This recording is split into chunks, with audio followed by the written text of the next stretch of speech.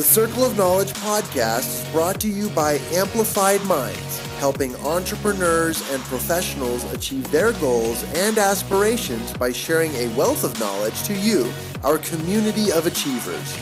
This podcast features best-selling industry resources, interviews, and the professional panel discussion by the core team at Amplified Minds. Now, here are their discussions.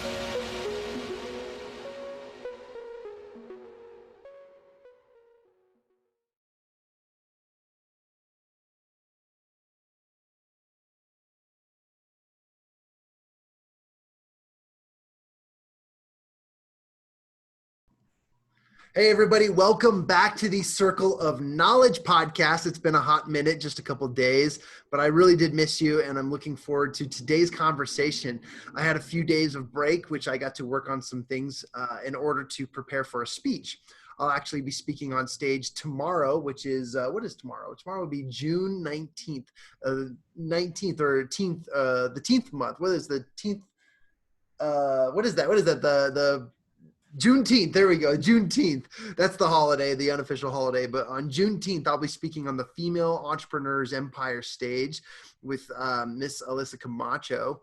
And we'll be speaking about relationship capital, which I'm super excited. It's a passionate topic that I love. And speaking of relationship capital, I'm super excited to introduce to you guys my friend and somebody who I've been in the circles with here in Utah, as well as just in some of the higher end circles, as I've gotten to meet and get to know really incredible people. And one of those people is today's guest, Miss Tiffany Barnes, everybody. Tiffany, welcome to my show. Thank you for having me. I'm super excited. And Tiffany and I have been in the same circles. We're running around with several people, both in the coaching space, the real estate space, the investor space. We've probably met and crossed paths several times, and we've never actually sat down and had like a one-on-one, a meeting, but we've been in the same room. We've been in the same meetings. We've been at the same conferences, on the same stages. And it's been so cool to just watch her just take off. And one of the things I wanted to mention is that she, on Instagram, she likes to go by Lady Airbnb. And I think that's so cool because she has such a complex and incredible story of her background. And she's such a complex, incredible business owner. And she's an empire builder. And she's incredible at what she does with real estate and so forth. There's so much to this lady that I just can't wait to highlight it all. And so I wanted to start off a little bit by, I usually start off the show, Tiffany, by telling people how I got to know you. And since we're still getting to know each other, I thought, man, let's just skip to the chase. Like, I want to know a little bit about your story and how your journey has led you here. And that might be a long story. That could be 30 minutes. That could be an hour. I'm here for you. I'm excited to chat, but tell me a little bit about, and tell my listeners a little bit about yourself and your background and where you've come from. I know you've had an interesting upbringing that has led you down the path of some of the most biggest passions that you're involved with. So tell us a little bit about yourself. Awesome. Thank you. So I'd say the biggest thing that I want to start with is I was the second case in the state of Utah for a 15-year-old to become a legally emancipated minor. Wow. So case in the entire state. It may have changed since then, but it was quite a feat. And what led me to that is by the time I was 13 years old, I had suffered all forms of abuse. Physical, sexual, emotional, you name it. And my stepfather, who was a military police officer at the time, very intimidating man, was somebody who had quite the temper. And when my mom and him would fight, my mom would get hauled away in an ambulance oftentimes. And so I saw a lot of violence. And my stepdad was sexually abusing me. And he said, if you say anything to anybody, I will kill you. Well, when you're 13 years old and you've got this grown adult threatening your life that seems to have the type of behavior that you feel he really would kill you, I didn't say anything. I didn't say anything for almost a year. And my mother, unfortunately, is a drug addict. Excuse me, she's been a drug addict my entire life. She is still a drug addict to this day and never really took any stock in what was going on in my life. And so I felt she wasn't somebody I could really tell about the abuse. And so I just, again, kept my mouth shut. Well, there was one morning where I was getting ready for school. I was in the 8th grade, 13 years old, and she comes downstairs and she asks me about the relationship that's taking place between me and my stepfather and why it had taken him so long to quote unquote wake me up. You can fill in the blanks there. So I made up excuses. I said, I don't know, maybe he was changing the laundry. Maybe he was changing the furnace filter. I don't know, ask him what he was doing. And she was persistent and kept asking me, what's going on between you two? And so I finally had this moment where, you know, I've got the devil on one side saying, he's going to kill you, he's going to kill you. And then I've got the angel on the other side saying, here's your opportunity to say something. So I spewed it out. I told her, I said, you know, this is what's been going on. And she seems furious and has him come home from work. And we have this family meeting. And basically I, you know, confronted him and said, this is what you did. And he denied everything and gave my mother an ultimatum. He said, you know, Karen, your daughter's a liar and I didn't do any of these things and you're going to have to choose. It's going to be her or me. And my mother did not even hesitate 3 seconds when she turned to me and said, you have until tomorrow to get the bleep out of my house. So here I am, 13 years old, tell a trusted adult about the abuse. And the result is I'm kicked out of the house, don't know where I'm going to go. And, you know, there's so much emotion that's going on when you're 13 and hormones and you're growing into your body. And there's just so many things there that it was a very traumatic part in my life, the most traumatic part of my life, as a matter of fact. And, you know, I'm going to school the next day and thinking, where am I going to go sleep tonight? Mom doesn't want me at the house. And I'm walking home. And as I'm getting closer and closer to my house, I'm noticing that people are carrying things, like we're moving somewhere, you know, like everybody's helping us move out. And I'm thinking, well, that's weird because Mom told me I had to move out. So I thought, well, maybe while I was at school today, she had this change of heart and she realized that I was the most important and she's gonna move with me. And as I get closer, I'm noticing these things that they're carrying are definitely from my house, and most of them look very familiar. And what's taking place is my mother is hosting a yard sale, selling my stuff while I was at school. So you can imagine, I'm coming home from school, my stuff's sitting out on the lawn being sold. I'm thinking, I really am worth nothing to you. I'm your firstborn child and I'm worth nothing to you. You've chosen a child molester over your daughter and now you're selling her stuff. And it was just devastating, you can imagine. And, you know, I walked downstairs to my room, what was left of it, and grabbed one of those big, you know, black leaf bags we use in the fall. And I put some clothes in there. And I had a little Tootsie Roll bank. Do you remember those Tootsie Roll banks that had like the little slit up at the top? Yeah. I had one of those, and I can't remember exactly how much money I had in there, but we'll just say $2 and something cents. Gosh. I walked past my mom in her yard sale with my garbage bag full of clothes and walked to the bus stop, the local UTA bus stop, and take my change out of my little, you know, piggy bank thing there, and I take it into downtown Salt Lake City. It was the end of the route, so I take a transfer slip.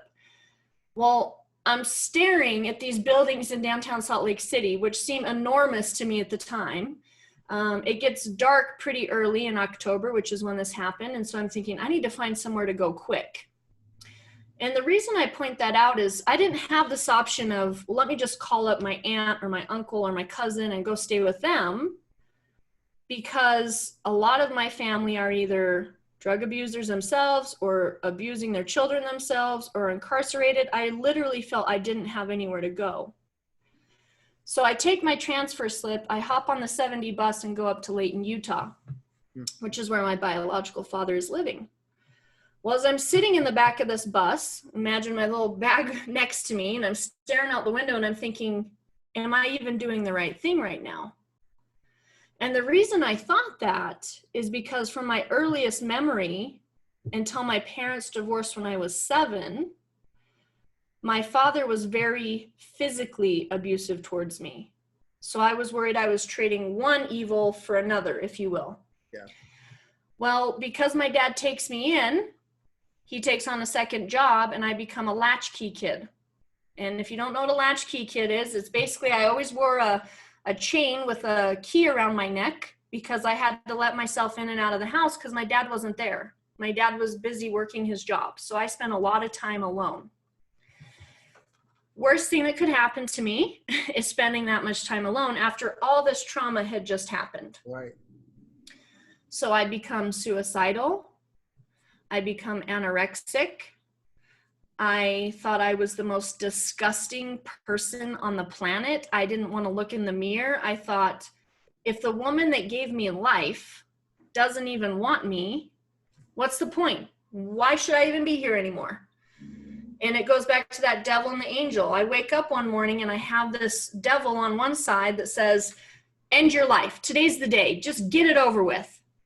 And then I have this other, the angel on this side that says, but if you do that, you're letting this defeat you and define you, and you're giving up. Right.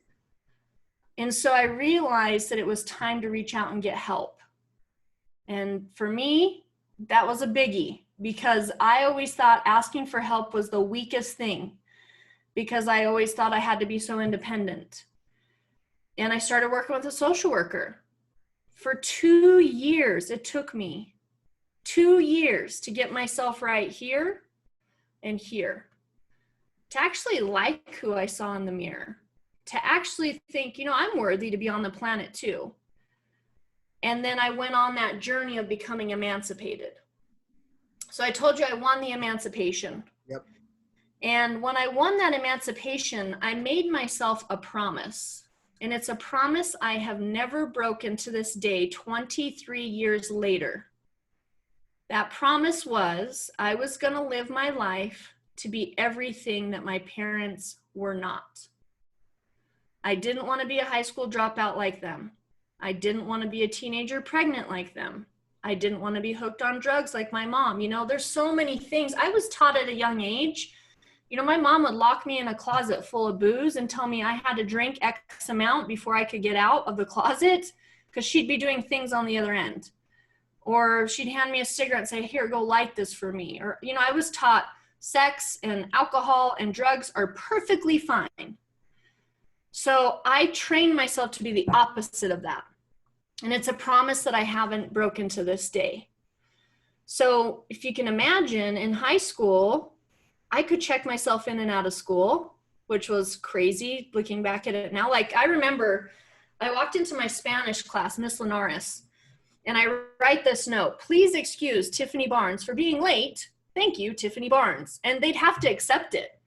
And kids in my class, I can't tell you how many kids would say, well, that's not fair. I don't get to write my own notes. Or why do you not have parents at home? And we're going to go have a rager at your house, and all of these things. I had so many different things, and people would come up to me and inquire, why do you live on your own? And did your parents die? And, I would share, no, I'm emancipated.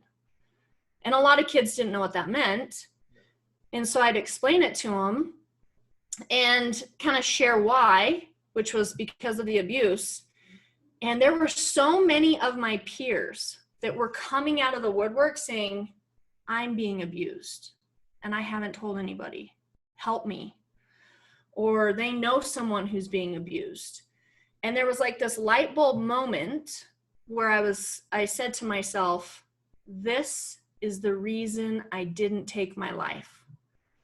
I am meant to be a catalyst for others to realize they too can overcome abuse. And so I started a support group. It was 10 kids at the time at Kearns High School in 1998. And this group of 10 kids, all we did is we got together and we did homework together. We were a shoulder to cry on. We had this commonality and common bond that we went through abuse or were going through abuse. And we didn't want to turn to, bad grades and sloughing. And, we wanted to stay on that straight and narrow path. So we named ourselves S.H.A.R.E. S.H.A.R.E. Well, S.H.A.R.E, the S.H.A.R.E Club. S.H.A.R.E. Yes. And that at the time stood for Students Helping the Abused React and Empower. Little did I know that little group of 10 kids was going to gain so much momentum that it is now a 501c3 nonprofit that is still running to this day. So S.H.A.R.E now stands for Sharing Hope for the Abused Through Resilience and Empowerment. And it is my passion. It's why I get out of bed every single day. I just started a podcast for it. I'm writing a book that's soon to come out called The Throwaway Girl. And I just want everyone to know, because here's the thing, in statistics, or statistically, 1 out of 4 women, 1 out of 6 men before the age of 18 suffer some form of abuse. So just based on statistics, I can guarantee you there's listeners out there of your show that have gone through it. I can be so vulnerable in sharing my story because the more I share it, the more it helps me heal. So thank you for helping me have this platform to heal and fill my cup. But the other reason I'm so willing to share my story and the vulnerability is because I know even if one person hears it and they feel, you know what, it's okay for me to say something now, or they find inspiration out of it, it's worth my time 1,000 times over. I love that. Thank you. Thank you for sharing, and thank you for the vulnerability. But I mean, that just is such a small piece to what we actually are hoping to communicate here, because this is, whether I accept it or not, or whether I realize it or not, is the best way to put this. There are people who listen to this. And there are people who listen to this who are going through exactly what you've gone through, and how powerful it is to hear from the voice of somebody who has seen the end of the tunnel, who said, here's the option A. It's the best one right now for me. At least that's the way it looks. And to choose a different direction. That's amazing, Tiffany. It's so true. I mean, the thing I say is every day you're given this beautiful gift. Every single one of us is given this beautiful gift. And here's what the gift is. It's another opportunity to turn it all around. Every day you wake up is just one more chance to turn it all around. People sit and say, woe is me, this happened, I've got this against me or that against me. Well, that's the past, that's yesterday, that's today. What are you going to do tomorrow? Because every day you're given that opportunity to change it. I think this is interesting, and I wanted to add some perspective, because when I first met Tiffany, you guys, I met Tiffany in a networking executive environment, and your background, your story, your process it was not present. It was not apparent, and it wasn't you who I met. I met this resilient woman, this incredible professional, this outrageously awesome and amazing business owner and entrepreneur. And all the other stuff behind wasn't who you were in the present. And so that's so fascinating, because of that promise you made to yourself back at when you did, how much has changed. And what do you think has brought you from point A to point Z today, which is the present? So I can sum it up in one word: resilience. That's with business, that's with life, that's with relationships. You know, I get asked that question a lot because people look at me, right? And they think, you know, I grew up in Cottonwood Heights in a fancy house and never had any problems. Badass businesswoman. That's what you are. You're amazing. Yeah. And people see my success now and they have no idea what I went through. But the past is a past for a reason, but it's a stepping stone to the future. Mm-hmm. And too many people use that past as a crutch. So I think the biggest thing that's gotten me to where I am today is not just that promise, which is also a promise of resilience, if you think about it, is I just have that flame inside. I call myself a light worker, which a lot of people are familiar with that term. Yeah. Help people find light in darkness. And I also ran the torch in the Olympics, so it kind of all goes together really well. Yeah, I like that. You know, I'll go give talks to elementary schools and youth groups and women. And one of the things I say is we all have some sort of a flame inside. Think about it. You have one right now. I have one right now. All of your listeners have some sort of a flame inside of them right this moment. Sometimes it's a little spark. Like when I wanted to give up on my life and said, you know what, what's the purpose? I just want to be done.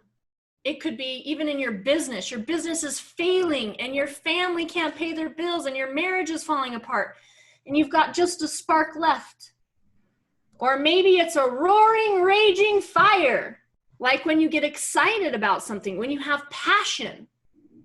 Maybe you're somewhere in between. You know, I see that sign behind you that says success. And then there's everything below what it really takes to get to success. And I love that because to me, success is not your bank account. It's not your car. It's not your clothes. It's not any of that. Success is everything you see on that sign behind you and what you can inspire other people to do. That's true success. Because you're in a better position spiritually, emotionally, financially, whatever, where you can help feed another person's flame. Yeah. I want to add to that too, because I think that's just absolutely brilliant. And one of my favorite punny lines in regards to what's behind my shoulder here is that success is merely the tip of the iceberg. The reward is the stuff, or use my other hand, the stuff below, right? It's the experience, it's the journey, it's the part that makes the bulk of life itself. And success is merely just the tip. Yep. And enjoy that journey. It's not going to be rainbows and roses, right? Mm-hmm. Failure is not rainbows and roses. Discipline, criticism, you know, there's a lot of things on there that, I don't want to go through rejection. I don't want to go through failure. But it's not always going to be that rainbows and roses. If you're resilient to the failure, if you're resilient to, you know, when something doesn't go your way in your business, or, you know, the risks you take don't work out the way you thought they would. If you can learn to have that resilience mentality and mindset, the success will follow. Yeah. Oh my gosh, that is so powerful. I'm grateful that my listeners get to hear this message, and I hope that it helps just one person. You can't see it right now, but you are getting so much love in the live feed right now. Huge shout out to my listeners and those who have been tuning in.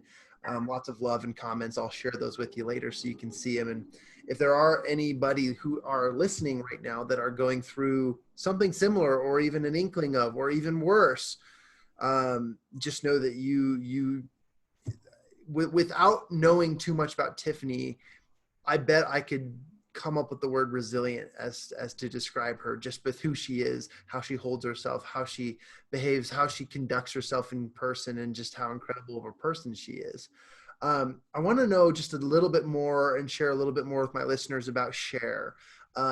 You talked about your journey of running the torch at the 2002 Winter Olympics. And I think that's just such a cool here's another pun, right? Another enlightening connection to your experience with the anti-abuse nonprofit called S.H.A.R.E. Who's it for, and how can they find you? Great question. So S.H.A.R.E is for anybody who's been through abuse or anybody who wants to help the cause. So it doesn't have to be necessarily a victim of abuse. Maybe you want to help people be victorious and you have a passion to, like I do, to stop abuse one person at a time. So you can find more about S.H.A.R.E by going to sharethemovement.org, sharethemovement.org. We do put on an annual Youth Empowerment Day. We were not able to do it this year. We do it every May. And the pandemic kind of put a little kibosh on that. So we do have an event coming up. Kendra Scott, which is a jewelry store in the City Creek Mall. And if your listeners want to participate in this, all they do is they go to kendrascott.com on July 10th or 11th and make a purchase. So maybe you want to buy your wife something nice, or you want to get in on your Christmas gifts a little early. 20% of all purchases made that day are going back to S.H.A.R.E. So we do a lot of things throughout the community. This is for somebody who, let's say you're going through abuse and you don't know where to start to report it, or maybe you don't want to feel alone, or you don't really know how to recognize the signs if you suspect somebody's going through abuse. All of those resources are on sharethemovement.org. So it's a great resource. And by the way, we're looking for board members. Cool. So if any of your listeners are interested in joining this cause and maybe filling up one of our board member spots, just send me an email off of the website, or I can also give an email, later on near the end of this episode, and I'd be happy to talk to you more about it. And I'll make sure that all of your the information you choose will be available in the show notes as well, but available for people to reach out to you. She's also pretty active on Facebook, so if you guys ever just want to reach out to her on Facebook, you can do that. That's amazing. That is so cool. I do, just by the way, off the top of my head, I can think of a few people who I've interviewed on this show who have interesting backgrounds who I want to connect you to see if there's a good fit there. Cool. I would love that. And I'm also looking for guests on my podcast. So if any of your listeners may have gone through abuse and they want to get that message out of how they've overcome it, I don't like to focus necessarily on, being a Debbie Downer of let's just talk about abuse. That takes a lot of energy out of you. So we talk about it, but we like to focus more on stories of triumph. Yeah. So, if any of your listeners are comfortable, then I'd love to have them on.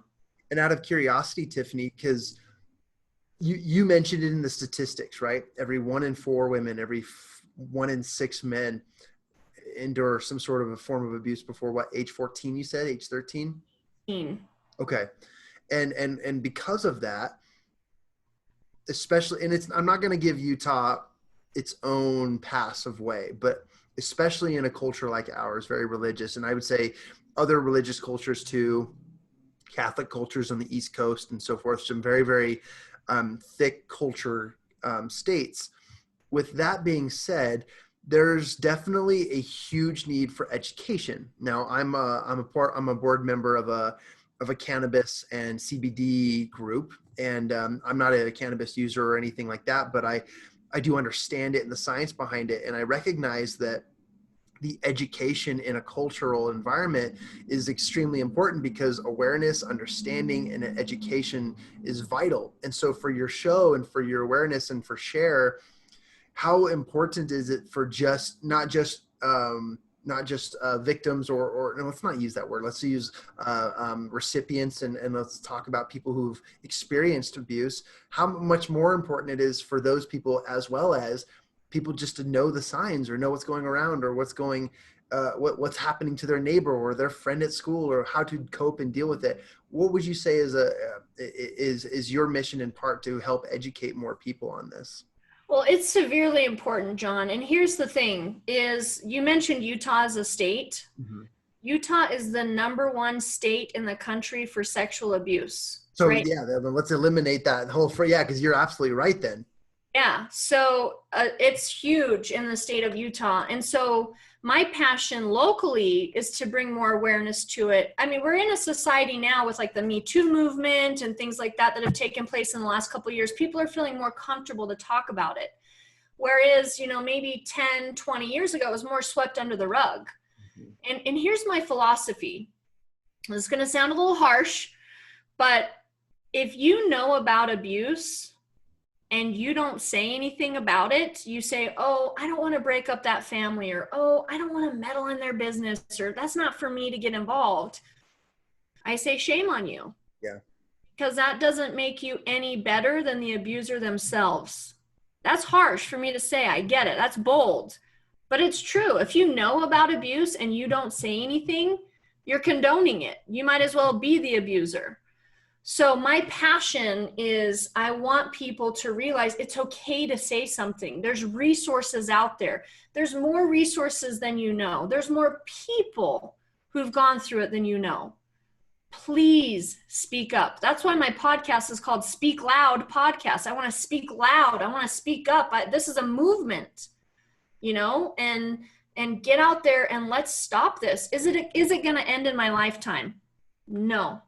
Just based on statistics, I cannot eradicate abuse in my lifetime.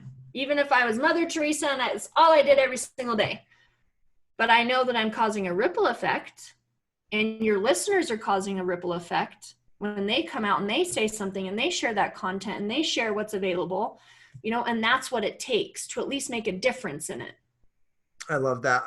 I was thinking when you were talking about, you might, if you know something, say it. I thought about the law, and let's talk about logical law here.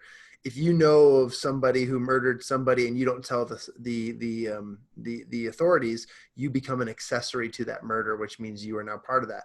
That's really dark and deep. I know that's crazy, but it's the same thing, you guys. And if anyways, if be bold enough to love other people and to tell or talk or speak up. And I love that. That's fantastic, Tiffany. I'm going to call you Mother Tiffany from now on, if that's cool, because you are on such an incredible road, a journey, and a plane that I think is so admirable. And I love what you're doing, but more so, it is so vital and so important to our culture and to everything. I'm grateful. I'm grateful for you. And I know that it was not an easy journey. What's the challenge you would like to issue to my listeners, my audience, that they can apply today? I mean, we talked about speaking up. We talked about how to get a hold of you and looking at that. But as far as everything in their life, what's a challenge you could issue to them? So there's two things. Can I say two things? Absolutely. I love double challenges, more homework. So the first challenge kind of goes along with what I was just speaking about. And it's, like Gandhi says, be the change you wish to see in this world. So many people hate the world that we live in right now. And we live in such a weird time, right? With this pandemic and, how it's affecting us financially and emotionally and all these various things. And people say, well, I'm one person. I can't make a change. And I say, absolutely, you can make a change. I'm one person, and abuse is this huge epidemic worldwide, but that doesn't mean that I can't be the change I want to see in this world to stop abuse. So maybe your change you want to see in this world is you want to see more single mothers have financial literacy. Yeah. Maybe you want to see at-risk youth have more resources or also have financial literacy. Whatever it is, everybody's got some sort of a passion or thing that they wish the world was different with. Be that change. But the second challenge I want to give to your listeners is, it's my coined phrase. It's the start that stops you. It's the start that stops you. So I challenge your listeners to begin with one step. So maybe some of your listeners are thinking, man, I wish I could make an extra $1,000 a month. Or man, I wish I could take my family on that vacation to Disneyland when it opens, or whatever the case may be. All of that begins with a single step.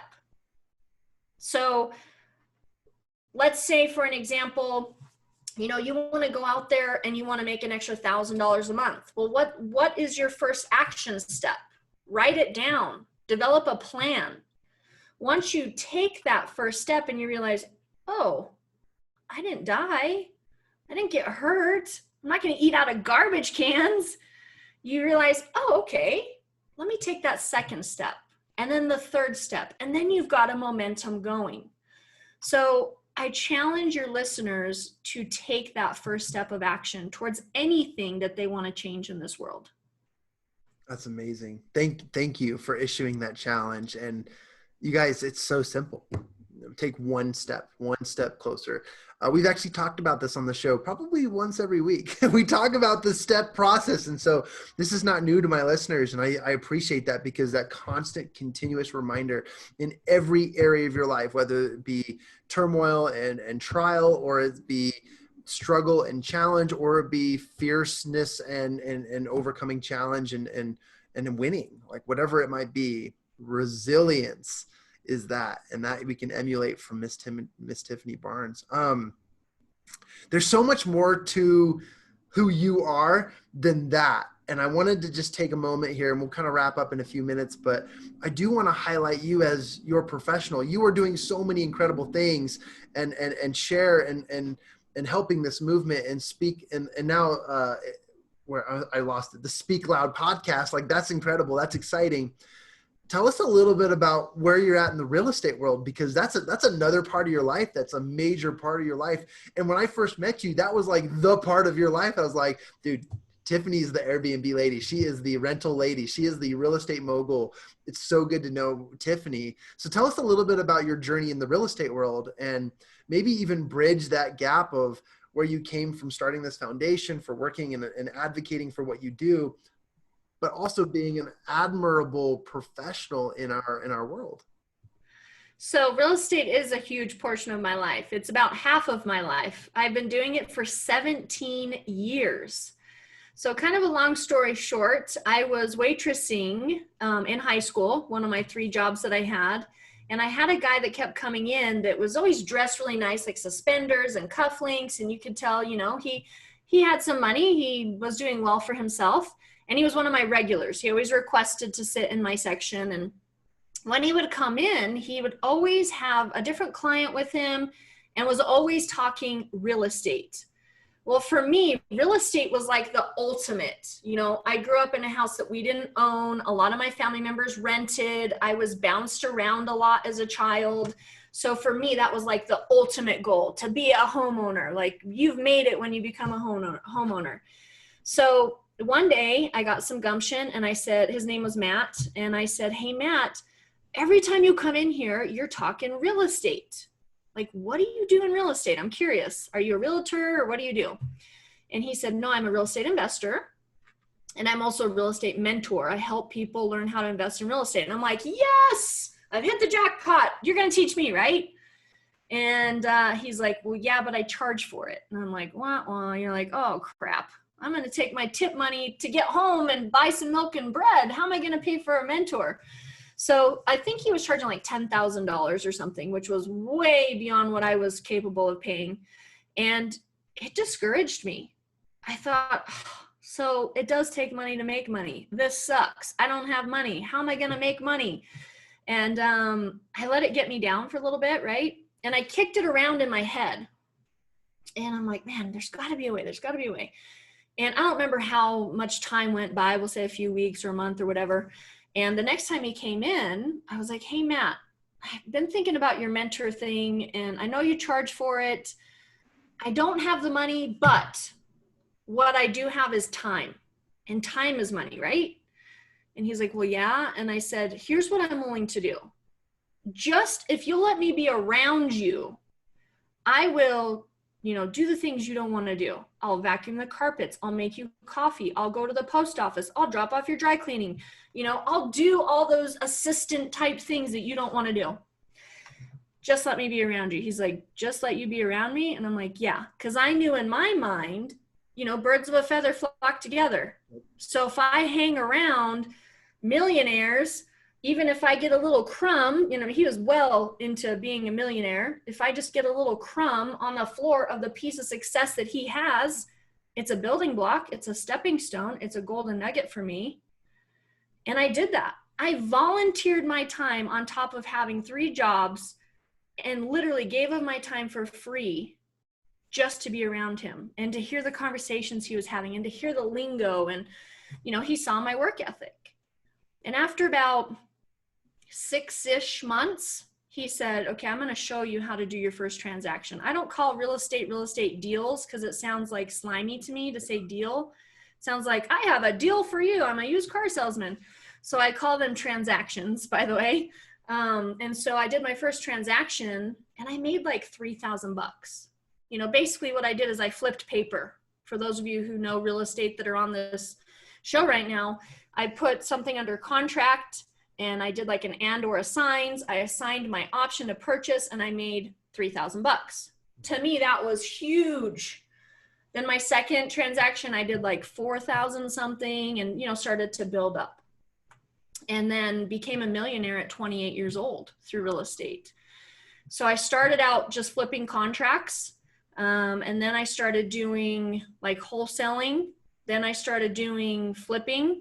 Then I started doing private money lending because I had the money to lend. So I would do like 50-50 splits.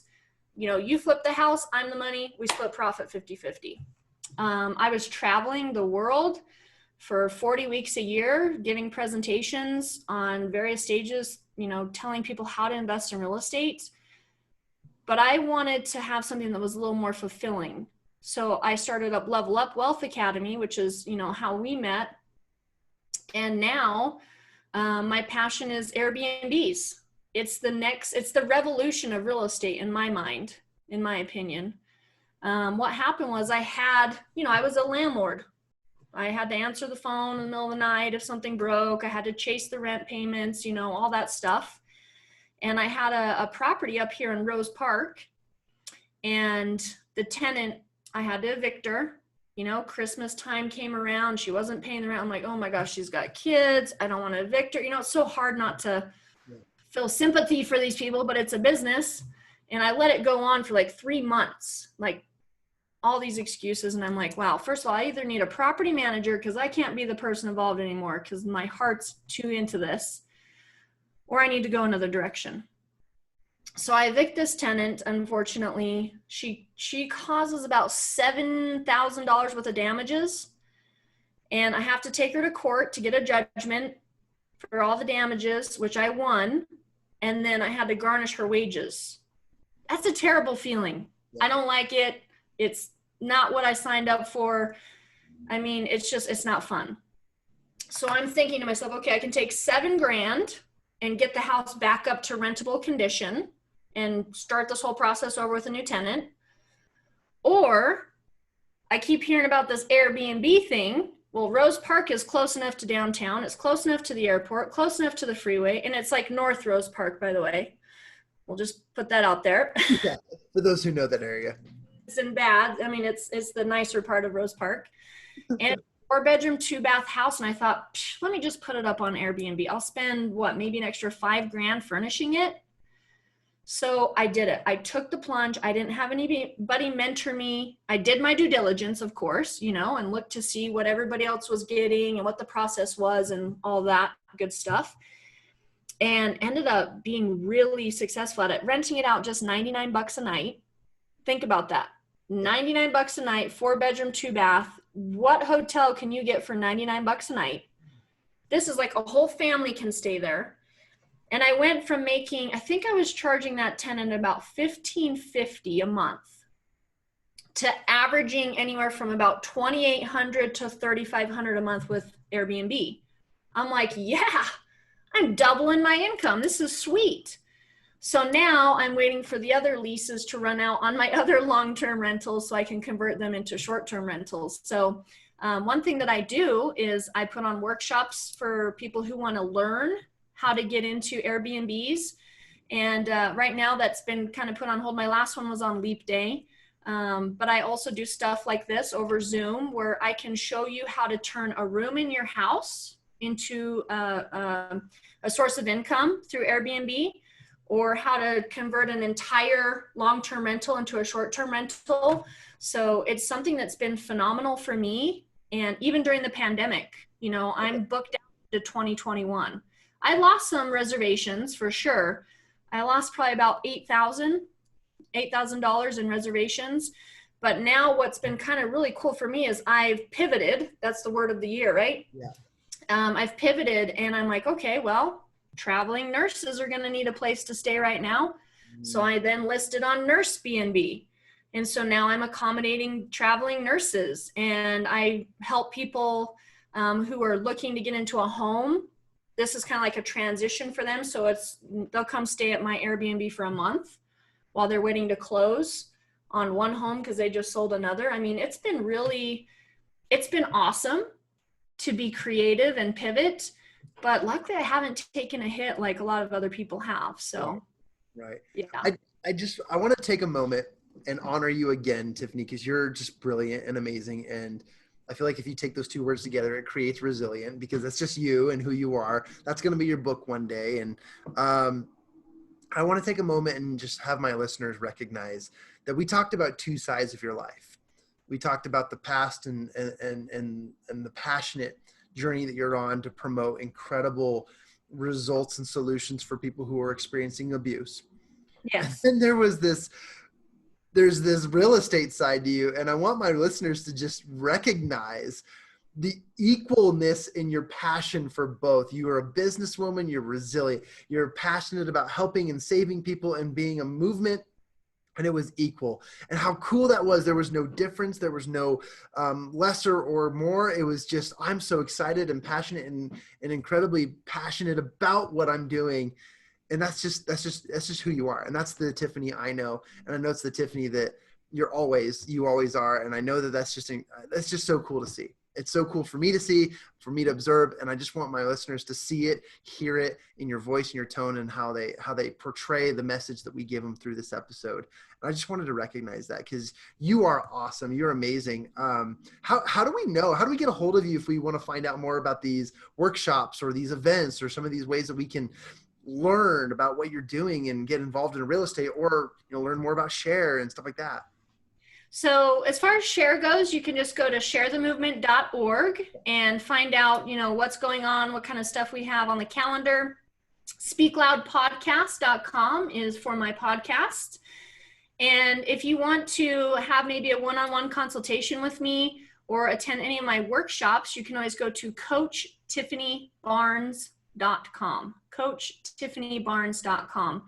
I'm on the social media, obviously, as well. At Lady Airbnb is my handle for Instagram. And then if you wanted to find me on Facebook, it is Miss Tiffany Barnes. So MISSTIFFANY Diamonds and Books. Tiffany and Barnes and Noble. I love it. I absolutely love it. Okay, well then I'll make sure that those pieces of contact information are in the show notes, so you, my listeners, can reach out to Tiffany. Tiffany, this has been awesome. This has been so refreshing. And I think, it's funny because we started off the podcast talking about your past, and as heavy as it was, it is so amazing to see your journey from then to now, and to see how loving and passionate you are about what you do. And thank you for sharing that word resilience with us. It just is sticking with me. I don't know whether to call you Miss Tiffany Barnes or Mother Tiffany, because it's just who you are. It's absolutely amazing. But I want to thank you for joining me on the Circle of Knowledge podcast, for being a connection, being a friend, and also for just doing what you're doing. And if there's any way that we, our audience and my community, can support you, we are all behind you. And that's something we're really excited about.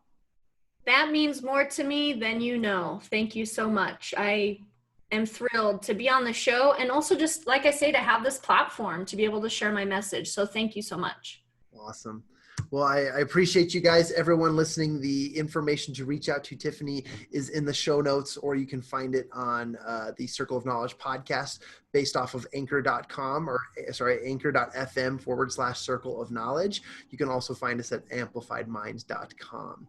And with that, Tiffany, thank you so much for being on the show today. Thank you, guys. Have a good day.